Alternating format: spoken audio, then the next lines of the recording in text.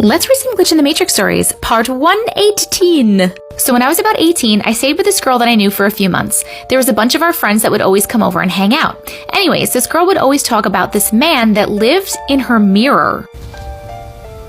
She described him as tall and wore like an old style tall hat. It's the Hat Man! So one weekend there was a group of our friends that were over and my friend started telling us all about this man in her mirror again. She then started showing us these bruises all over her body. I should preface this part with usually I stayed in the bedroom upstairs and my friend's bedroom was downstairs. So after she showed us all her bruises, I decided to go into her bedroom to look at this mirror. At first I was kind of skeptical, but I really liked this girl and I didn't want to think that she was lying. So I go into her room and after a minute or two, I see it.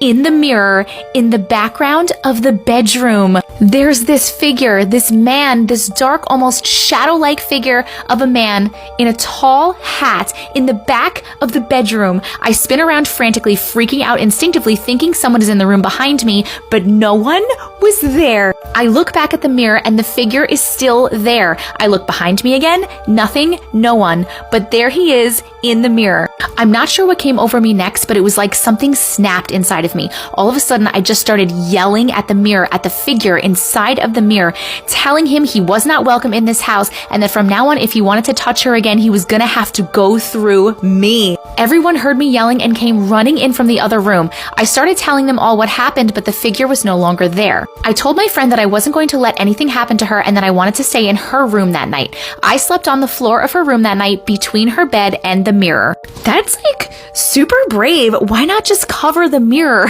The next morning, I woke up extremely sore. I didn't think much of it at first, just that it was probably from sleeping on the floor.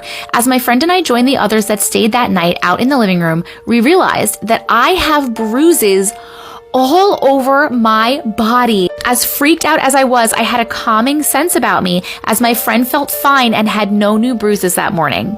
As we were all talking out in the living room about what transpired, we heard a loud crash. We all rushed into my friend's bedroom to find her mirror laying shattered in the middle of the floor where I had slept that night. I still to this day don't really have a logical explanation for anything that happened that night, but as far as I know, my friend has never woken up with any more bruises. Oh my God, you saved your friend. That was brave, but also dumb.